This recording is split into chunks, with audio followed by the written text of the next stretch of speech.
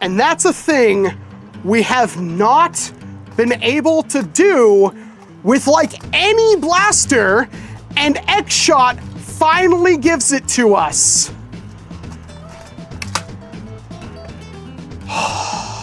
This is the XShot Skins Pro Series Break Barrel, the artist formerly known as the Spin Shot. Featuring up to 120-foot ranges, it's a Pro Series Nerf revolver that's supposed to run you around $15 US, although it's not on store shelves yet. I got this early thanks to XShot. And they didn't tell me how much it was supposed to cost. Accuracy boost roller scar. It's even got a hammer on it, but you probably expect that hammer to actually prime the blaster. That hammer does not actually prime the blaster if we flip it around to the back of the box. But this thing does do a party trick that like no other revolver does, and I'm super hyped for it. See, it's got like a Jolt T-Prime, so really this is a 6-shot Jolt. I'm cool with that though, because it's break action. Rear loading Schofield style break action. No other revolver does that. I don't know why. They all should. This one does though. So no, it's not a proper sidearm, and it's a little anemic to be a primary, but at a relatively inexpensive entry point, the fact that you don't need magazines or anything like that, and it's one of the only break action revolvers we have after Crom knows how many years of foam flinging revolvers. Yeah, you gotta take the good with some bad, and unfortunately this one I think is more good than bad. Compatible with all major brands. Yeah, okay, I've waited absolutely long enough. I have to open this thing, but before I do that, can you please like the video? Maybe subscribe if you're not subscribed. I have like 2 other new XShot blasters we need to take a look at. And hey, maybe even hype this video using YouTube's hype feature that they never told you how to use. Henshin! I was almost there. Come on, quit holding out on me. We get the break barrel itself and 20 darts, and that is everything that's included in the package. Everything is actually already on the break barrel itself. First up, I'm not even kidding you, that grip, perfect. But does it spin? Oh my God. Does it spin? I want to see what the barrel break's like. That is perfect. Is the cylinder removable? Wow, not only is that super hefty, it's really just friction fit on a knob, which is super interesting. It really does seem like the B-car, and yes, this thing does have a B-car bearing centering auto rifling. It can't come out, I swear it can. It's spring loaded, and I think if you were to take this front piece off, you could pop the whole thing on and use it, but there is an O-ring to seal against our cylinder here. That goes in like that. Trigger feels good, pointability feels excellent, the size is rather attractive. I like just about everything I have going on right here. Hang on now, wasn't there supposed to be a front post? Indeed there was. Oh goody, it's the same color as the rest of the blaster, so it's super okay. It does come with 20 darts, which is more than enough to load this thing. Break it open, and that's a thing we have not been able to do with like any blaster, and XShot finally gives it to us.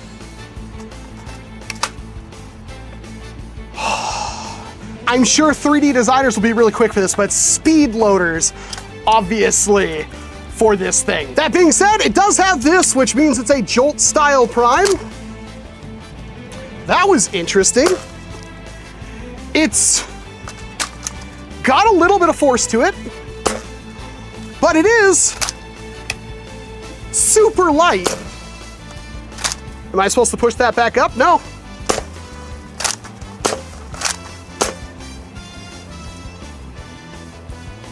I don't know how hard that's hitting. That is really compelling. Yeah, this is gonna be one of those blasters that people are going to really want to mod. And speed loaders, moon clips, all sorts of things. Obviously 3D printed cylinders are gonna be coming for this thing. So up here at the front, we do have the muzzle with no kind of attachment or anything, but it does have a full B-car behind it, which does increase your accuracy by twisting the darts before they exit the barrel. On top of that, we've got a Picatinny rail that runs the entire front half of the revolver system, which comes with this little Picatinny front post thing that is a thing. Below that, we've also got another Picatinny rail. We have our hinge mechanism right here, and of course, back here we have our hammer. If we press that, it releases the whole front on that hinge, and our cylinder is obviously removable, and our cylinder is really easy to quick swap in. perfect. Down here, we've got a simple crossbar safety that blocks the trigger. Our grip actually has our plunger tube inside of it, as you can see. And then finally, on the bottom of our grip, we have our T-prime pole, which is how you prime the blaster. And it's not that hard to keep the blaster on target and prime it at the same time. It's high noon. Oh, that feels so amazingly good. Measuring the velocity of the brake barrel in feet per second.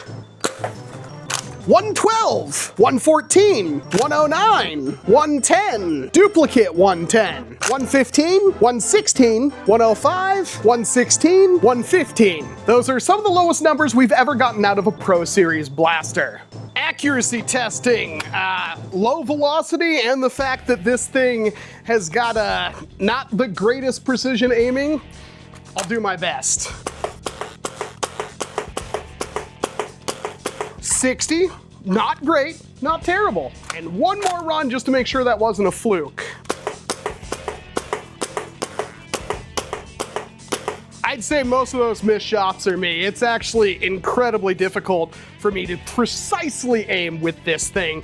It's easy enough to hit a target. It's a lot harder to hit the specific point of a target with it. In fact, let's do one more run without the optic just to see how much that drops my score.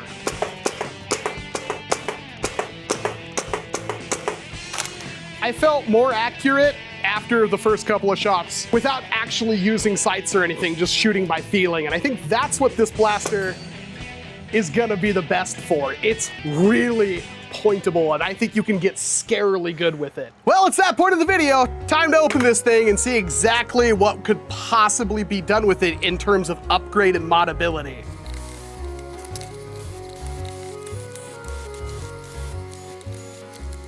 That is a pretty big plunger tube. I had a feeling, and that is definitely going to give us more than a little bit of performance options. Okay, this has got like a catch thing in it. It's really in there. That's fine, we'll just take apart the front too. I wanted to get to the B car anyway. The wild thing about how this blaster is painted after it's put together, worst case scenario right there. That's a lot of spring-a-things and random plastic parts. Oh, that's gonna take me a while. That's an interesting, what is that, the trigger mech? Catch mechanism? Oh my god, this is not a simple blaster inside. It is a grenade of plastic parts. But since it's painted after it's put together fully assembled, that means all the screws have paint on them, and they'll never look quite right ever again. Oh my goodness, there's so much in this thing. Holy crap. That's very complicated, and this looks to be a rather bespoke piece. Well, no, it is basically the same thing as the one from the long shot 2 here. Obviously spoiler for a video that's coming up, but it does have its own unique pieces here. So it's basically the same design, but a little different. That is a massive plunger tube for what this thing is. So for comparison to a like-minded blaster, this is the Adventure Force Cricket Pro. And the plunger tube is bigger than the grip. It's about the same length as the grip, but obviously the plunger tube is still longer. So that is a decent amount of power that could be coming out of this blaster. And that spring is pretty wimpy. Unfortunately, no, it is screwed in right there. This could have a pretty decent upgrade path. I am excited to see what can happen with it. It is an oval plunger though. So that's something to keep in mind. Cool, now I get to spend the next 45 minutes trying to figure out how this thing goes back together. Got it back working, but that took me well over an hour. I have no shame in saying that. I'm not trying to pretend to be anybody I'm not. This is one of the most complex and frustratingly difficult blasters I've had to put back together. Once you understand where the parts and pieces go, you still have to try to figure out some kind of order in which they go into the blaster, and that's a big problem. It wouldn't be so much of an issue if you do this carefully and you don't tip the internals and have it all spring out. You can still do a spring swap pretty effortlessly, but if this thing does grenade on you, you're in for quite the difficult rebuild. It feels good, it looks good, and it performs good enough for what it's supposed to be. It's not a hand cannon. And this was brought up to me pretty early into my testing that Radioactive said this was probably meant to be more of a stable humans versus zombies blaster because it's well under that 130 FPS mark. No question if this thing hits under 130, it's well below that. It's probably under-tuned from the factory. And yet it's simple to use, and if the leaked price is any indication, very inexpensive, and more importantly, the Prime is super lightweight. A child could use this pretty effortlessly. That T-Pole Prime does its job very well. Yes, it's not a hammer action. If you want a hammer action, go get yourself a Dart Zone Outlaw. I don't really like that blaster, and yet I love revolvers. This thing looks stupidly cool, and it performs well enough. Now, I'm a little worried that people are gonna have the wrong takeaway from this video. In fact, I'm willing to bet that most of those people never even got to this section, but a lot of people are gonna completely write this blaster off because it doesn't have the power they're looking for, and that's all they care about, which is a shame because this blaster in its own right, especially stock out of the box, is one of the most fun blasters I have ever used. But really quickly, we gotta talk about bias because everybody has bias. I have bias, and I'm definitely biased towards pistols, especially revolvers, which is funny because there's really not a revolver in the hobby that I've been a massive fan of. And yet the one that isn't hammer action, well, that double loaded it, is the one I have the most fun with. And yes, compared to other pro offerings, it's pretty anemic. However, even in the hobby blaster category, finding one that does this is extremely rare. And I think that's important. And the other thing to keep in mind is that this blaster has one of the lightest primes of anything I've ever used, especially in the pro blaster category. Now, that doesn't mean it's smooth because there's a lot of mechanism to have this revolve and everything like that, but it is very well done, and I applaud this blaster for doing it, and it's simply incredibly fun and intuitive to use. And I just want to clear the air because you should know my bias, and you should know that obviously I didn't pay anything for this blaster. I got it for free, and I got it a little bit early.